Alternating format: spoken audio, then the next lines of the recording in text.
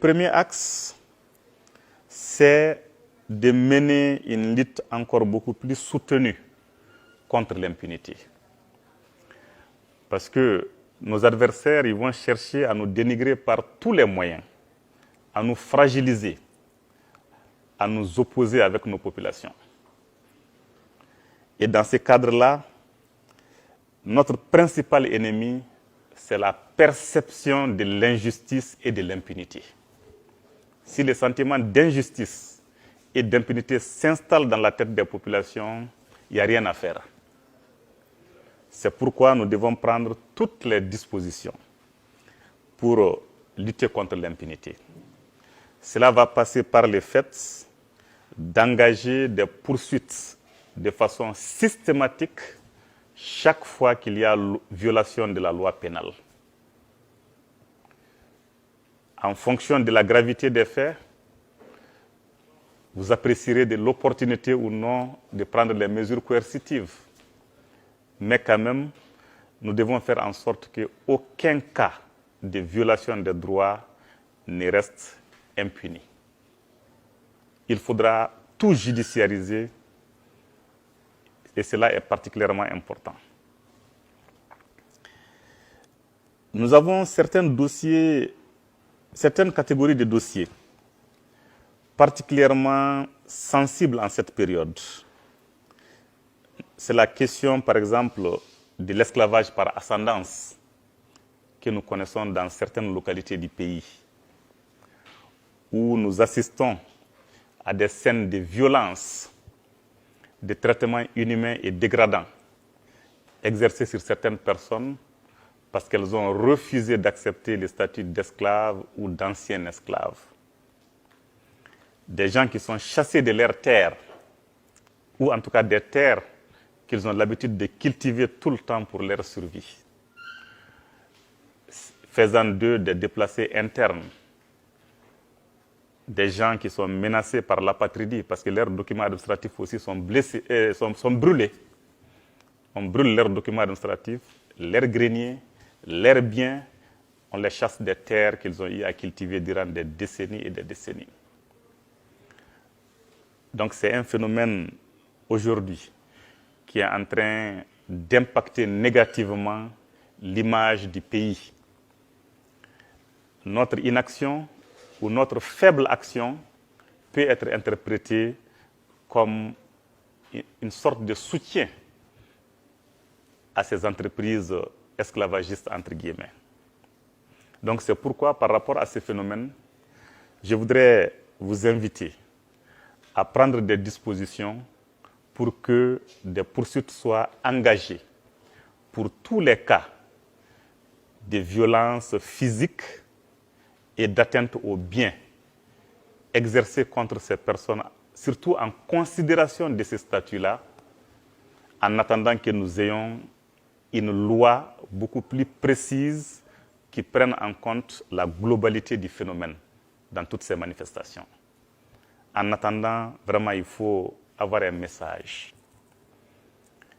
Et il est important aussi sur ce plan que des formations soient initiées et que nous puissions faire la part des choses entre ce qui relève du cousinage à plaisanterie et de certaines coutumes qui sont tolérées dans notre société et de ces phénomènes-là vécus comme tels et qui est inadmissible.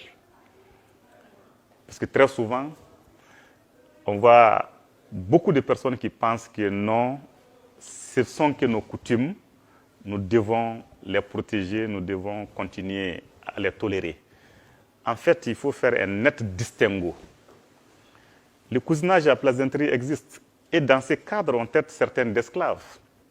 Comme je le disais tout de suite avec monsieur le directeur Djibrila, je disais c'est mon fils, c'est mon esclave, parce que nous sommes cousins à plaisanterie. Ou bien vous voyez les Koulibaly qui sont attaqués par tout le monde, c'est les cousins publics. Donc dans les pays, ceux qui n'ont pas de cousins, attaquez-vous aux Koulibaly. Donc ces phénomènes-là, franchement, il est toléré, il n'y a pas de problème. Nous avons aussi certaines valeurs aussi dans lesquelles certaines personnes ont choisi de jouer un certain rôle dans la société. Dans ce cadre aussi, il n'y a pas de problème. Mais ce qui est en cause, c'est le fait pour certains de décider qu'ils ont droit de vie et de mort sur leurs semblables, que leurs semblables constituent leur propriété à part entière, qu'ils peuvent en disposer comme ils veulent, les exploiter, les vendre ou même les tuer. C'est ce qui est dangereux et qui doit être combattu. Cela aujourd'hui est inadmissible. Pour être dans la lutte contre ces phénomènes depuis 2006, j'ai pu voir des situations où des maîtres d'esclaves, à une période déterminée de l'année, quittent leur localité pour venir trouver leurs prétendus esclaves, ramasser tout ce que ceux-ci ont réalisé comme recette dans l'année et repartir avec. Leurs épouses retirées et, excusez-moi de l'expression, utilisées pour accueillir des étrangers. Et des jeunes enfants de rien du tout dans les milieux de ceux qui sont des prétendus maîtres qui viennent s'attaquer à des femmes de l'autre clan, de l'autre groupe, faire toutes sortes d'exactions, refuser de reconnaître les cas de grossesse qui en résultent. Beaucoup de situations, des situations vraiment difficiles. Aujourd'hui, si bien que le pays est indexé sur la scène internationale. Les rapports des Nations Unies et d'autres organisations sur la situation au Mali nous accablent.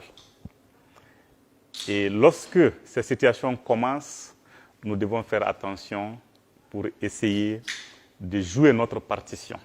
Sinon, c'est des portes d'entrée pour ceux qui cherchent à nous créer des problèmes. Faisons en sorte que nous puissions jouer notre rôle, notre partition. Cela est très important.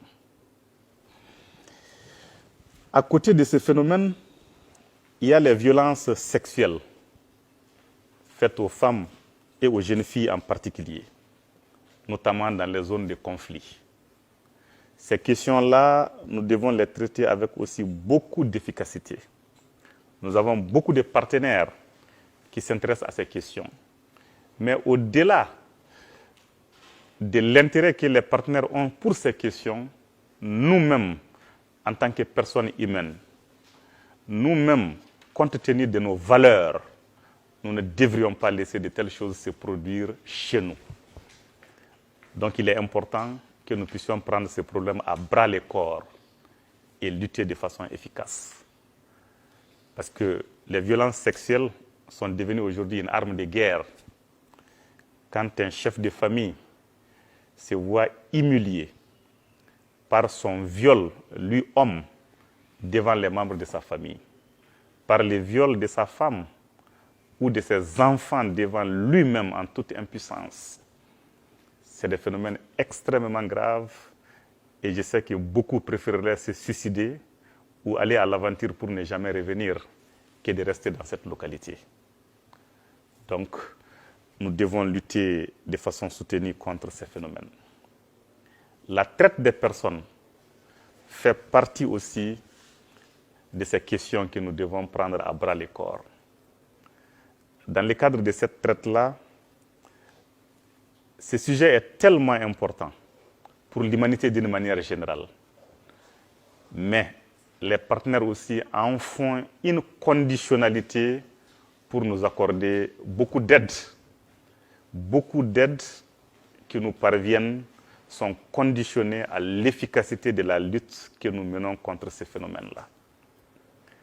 Au-delà de la nécessité pour nous de prendre des dispositions pour avoir ces aides qui sont tellement utiles pour nous, il y a le fait que nous devons sévir contre ces phénomènes pour empêcher que nos frères, nos sœurs, nos enfants aillent mourir dans les déserts, qu'ils aillent mourir sur la mer Méditerranée, qu'ils aillent finir leur vie en prison ou en situation d'esclavage dans certaines zones. Donc nous devons empêcher cela. Donc c'est pourquoi nous devons lutter contre ces phénomènes aussi. Il est particulièrement important. Il en est de même du trafic illicite des migrants. Il y a beaucoup qui vivent de ces exploitations-là. Nous devons briser la chaîne.